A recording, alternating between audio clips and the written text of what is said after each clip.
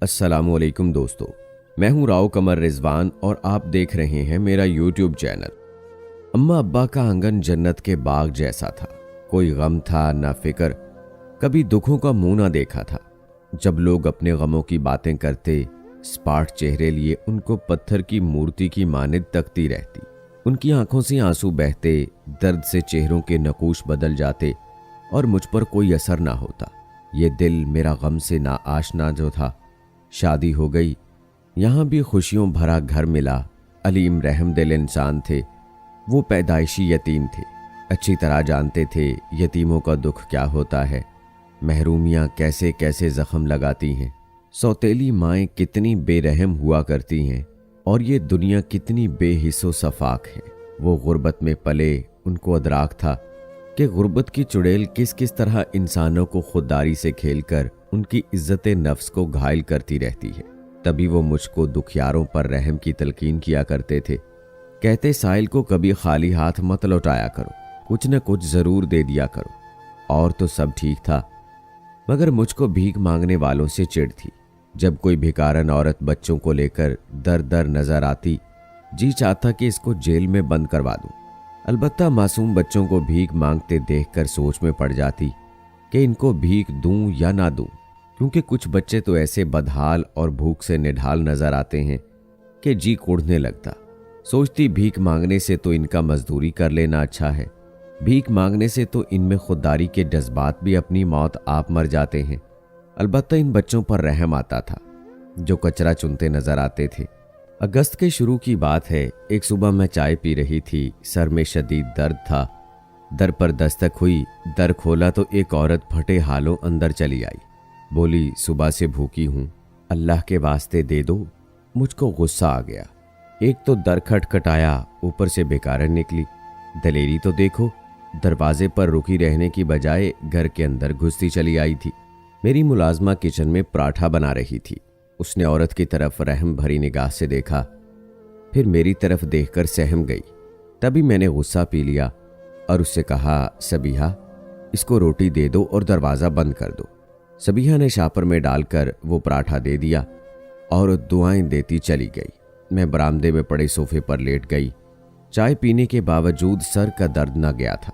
चंद minute बाद फिर से दस्तक हुई। बुलंद आवाज से पूछा, कौन है? जवाब ना मिला। मुलाजमा से कहा कि तुम ही देखो। वो किचन में काम छोड़ दरवाजे पर गई। एक बड़े मियाँ थे, रिक्कत भरी आवाज में बोले, बेटी अल्लाह के नाम पर कुछ खाने को दे दो, सुबह से भूखा हूं। मैं झुंझला गई। उफ, ये भिखारियों की फौज उमड़ी चली आती है। मुलाजमा मेरा गुस्सा जानती थी। उसने चुपके से अपने पहलू में बंधा हुआ नोट गिरा खोलकर बाबा को दे दिया और दरवाज़ा बंद कर दिया। मैंने तभी सबीहा को भी दो चार सुना दी कि इन लोगों ने तो नाक में दम कर रखा है, ये कोई मांगने का वक्त है? ऊपर से इनको भगाने की बजाय तुम अपनी गिरा से दिए देती हो। तभी तो उन्होंने हमारा दरवाज़ा पहचान लिया है। इसीलिए तो मैं भिखारियों से चिढ़ती थी कि एक तो इंसान की तबीयत खराब हो, ऊपर से ये दरवाज़ा बजाकर परेशान करते हैं। मैंने सबीहा से कहा कि मेरे सर का दर्द कम होने की बजाय और बढ़ गया है, अब एक और प्याली बनाकर दो और सर दर्द की गोली भी दे दो। अभी मैंने चाय के 2 घूंट ही लिए थे कि एक भिकारन और आ गई। बूढ़ी औरत थी, एक छोटा बच्चा हमरा था। समझा दूध वाला आया है। दर खोला तो वो अंदर आ गई। अब मेरी मुलाजमा डरी, कहीं मैं उसी को निकाल बाहर करूं। बोली, दूध वाले के लिए दर खोला था, ये आ गई। बुढ़िया हाथ जोड़ने लगी, ये मेरा नवासा है, मुझे नहीं तो इसको नाश्ता दे दो। इसका बाप क्यों नहीं इसे खिलाता? क्या कमाता नहीं है? बच्चे पैदा कर लेते हैं और इनको खिला नहीं सकते। इसका बाप मर चुका है बीबी, जंग में वतन से बेवतन हो गए हैं। मेरा तो बेटा भी जंग की नज़र हो गया है। हमारा कोई सहारा नहीं है, बड़ी मुश्किल से जान बचाकर इधर आए हैं। वो बुढ़िया बंगाली थी, मगर उर्दू ठीक तरह से बोल रही थी। मेरी लड़की जवानी में बेवा हो गई है, जवान है तो काम कर ले कहीं। उसके 4 बच्चे छोटे छोटे हैं, उन सब का बोझ मैं भीख मांग कर उठाती हूँ। सिर्फ 10 रुपए दे दो। मेरे तन बदन में आग लग गई। क्या मैं रुपए बांट रही हूँ? मेरे मियाँ बेशक बहुत खुशहाल थे, लेकिन ये खुशहाली ऐसे नहीं आई थी। उन्होंने जी तोड़कर मेहनत करके अपना काम बनाया था। मैंने सबीहा को आवाज दी, देखो तो यहाँ आकर मेरा तो दिमाग खराब कर दिया है। वो दौड़ती हुई आई, कहने लगी, आप अपने कमरे में जाकर आराम कीजिए, मैं खुद इनसे निमट लूंगी। कल का सालन और बासी रोटी पड़ी है, वो ही उनको दिए देती हूँ। तुम जैसे लोग ही तो भीख देकर इनका दिमाग खराब करते हैं। 2 दिन खाना ना मिले फिर देखो ये कैसे काम करते हैं। सबीहा ने कहा कि आप गुस्सा ना कीजिए, आज आपकी तबीयत ठीक नहीं है। ये भीख नहीं मांगते, इनके छोटे छोटे बच्चे भी काम करते हैं। क्या खबर इस बूढ़ी औरत के कैसे हालात हों। आप भी ठीक सोचती हैं वाकई। अच्छे भले तंदुरुस्त लोग भिखारी बन जाते हैं, वो अपनी सारी नस्ल को ही निकम्मा कर देते हैं। इन पर गुस्सा बजा है। उसने इस तरह की बातें करके मेरा गुस्सा ठंडा कर दिया।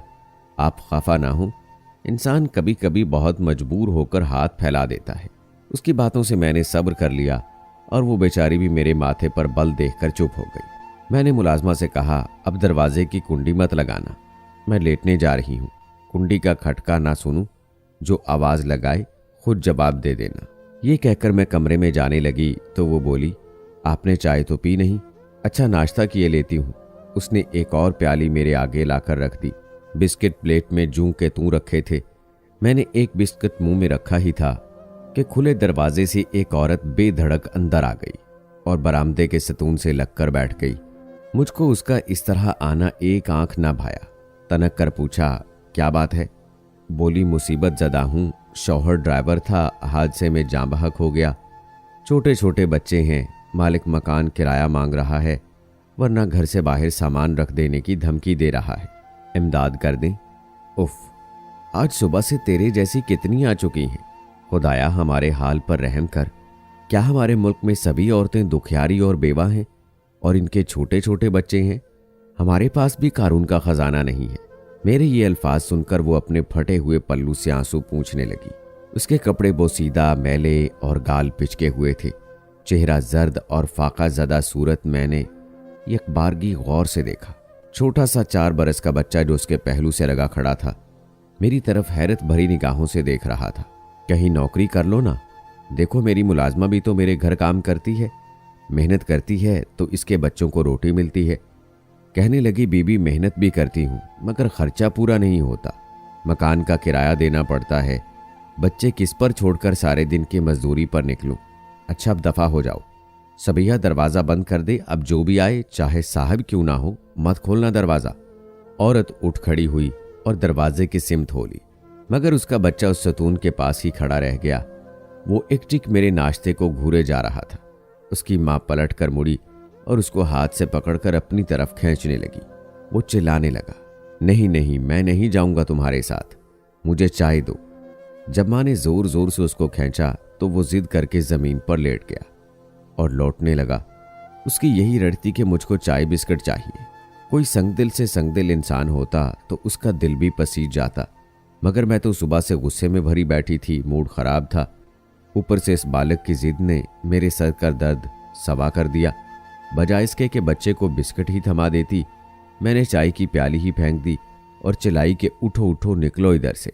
मेरे चिल्लाने पर वो बच्चा सहम गया। बालक डर कर खड़ा हो गया, रोना बंद करके अब खुद माँ का हाथ खींचने लगा। कहते हैं कि बच्चों वाली माँ नरम दिल होती है, वो किसी दूसरे बच्चे का तड़पना नहीं देख सकती। मैं भी 2 बच्चों की माँ थी, फिर भी उस बच्चे का दिल तोड़ा था, क्योंकि उसके रोने ने मेरा नाश्ता करना जहर कर दिया था। उनके जाने के बाद मैं कमरे में जाकर मुंह लपेट कर पड़ी रही। सारा दिन डिप्रेशन में गुजर गया। या अल्लाह, ये क्या हो रहा है? तू ही हम पर रहम कर। क्या वाकई हमारे मुल्क में इतनी ज़्यादा गुर्बत है? क्या मेरा ये ख्याल गलत है कि बेकारी फरीबी होते हैं? क्या भीख देकर भिखारियों की हिम्मत अफजाई करना चाहिए?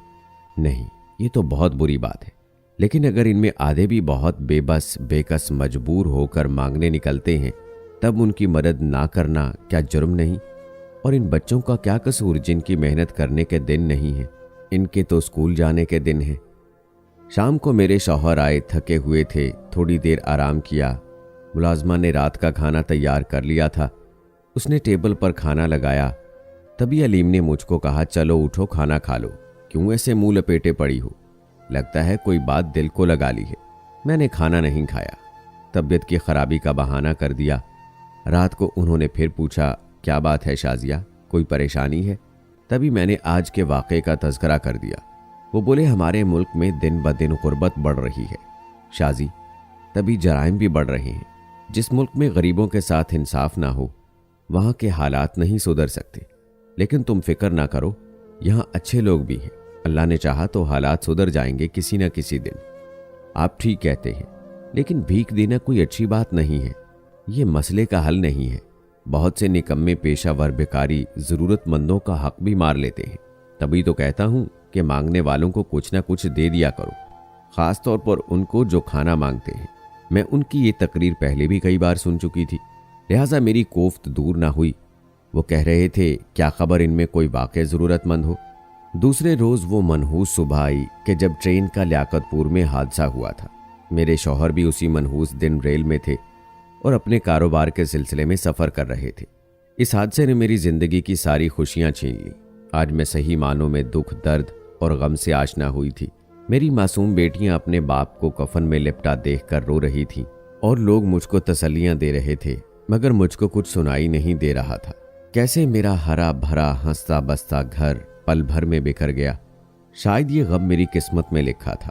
अभी मैं इसी गम से संभली भी न थी कि एक रोज़ मेरी 5 साला बेटी स्कूल गई तो वापस न आई। उसके नाना उसको लेने गए थे, मगर पता चला कि वो तो स्कूल ही नहीं पहुंची। अब्बू ने उसको गेट पर उतारा और जल्दी से वापस हो गए। रश बहुत था, दूसरी गाड़ियां उनको हॉर्न पर हॉर्न दे रही थीं। जहां फौजी को उतारा था, गेट वहां से चंद कदम के फासले पर था। खुदा जाने किस शातिर ने किस तरह स्कूल के इतने करीब से मेरी बेटी को अगवा कर लिया। हर जगह ढूंढा, वो कहीं भी ना मिली। अब्बू इसी गम में अल्लाह को प्यारे हो गए। मैंने बच्ची का गम सीने से लगाकर अपनी माँ और दूसरी बच्ची हिरा को पालने की खातिर एक स्कूल में नौकरी कर ली। इन 2 वाकयात के बाद जिंदगी की हर खुशी मुझसे रुखसत हो गई। मुझे ऐसी चुप लगी कि जैसे गूंगी हो गई हूँ। मेरे दिल का आलम मत पूछो। अगर किसी माँ का मासूम बच्चा उसके जीते जी बिछड़ जाए तो इससे बढ़कर और अजियत क्या हो सकती है। मैं तो जालिमों से हाथ जोड़कर अर्ज करती हूँ कि किसी माँ का बच्चा उससे जुदा ना करना। ये दुनिया चंद रोज़ा है। जाने क्यों ये सफाक लोग फिर ऐसा घिनौना जुर्म करते हैं। क्या बच्चों से भीख मंगवाने के लिए? इनको किस जुर्म की सज़ा देते हैं? मुझे शायद मेरे गुरूर की सज़ा मिली। कभी सोचती थी, क्या खबर मेरी बच्ची को भी किसी ने भिखारी बना दिया होगा। क्या खबर वो चाय रोटी के एक टुकड़े को तरसती होगी। खुदा जाने मुझसे बिछड़कर वो किस हाल में थी। अब जिंदा है तो किस हाल में है। अगर मर गई तो किन हालों मर गई। एक माँ के लिए तो ये सोचें अलाव में जलने जैसी ही है। मैं अब बूढ़ी हो गई हूँ, लेकिन अब भी चांद तारों में अपनी बच्ची की शबीह तलाश करती हूँ। अपनी दूसरी बेटी और दामाद के पास जिंदगी के दिन पूरे कर रही हूँ। मेरी फौजी 5 नवंबर 1975 को खोई थी और आज तक उसका सुराग नहीं मिला। बच्चों को अगवा करने वालों को काश हुकूमत सख्त सजा दे, ताकि तड़पती बिलखती इन माओं के कलेजे में ठंड पड़ जाए जिनके बच्चे खो जाते हैं।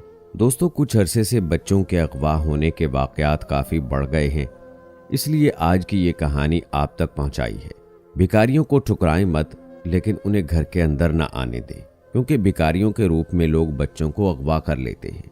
और दोस्तों, सच है, अगर बच्चा अल्लाह को प्यारा हो जाए तो सब्र आ जाता है, लेकिन अगर अगवा हो जाए तो किसी पल चैन नहीं आता कि जाने कहाँ होगा, कैसे होगा। अल्लाह सब बच्चों को और बड़ों को सबको अपनी हिफ्ज़ो अमान में रखे। आमीन। दोस्तों, कमेंट बॉक्स में आमीन लिखकर आप भी हमारी दुआ का हिस्सा बन जाइए। मिलते हैं अगली वीडियो में, तब तक के लिए अल्लाह हाफिज़।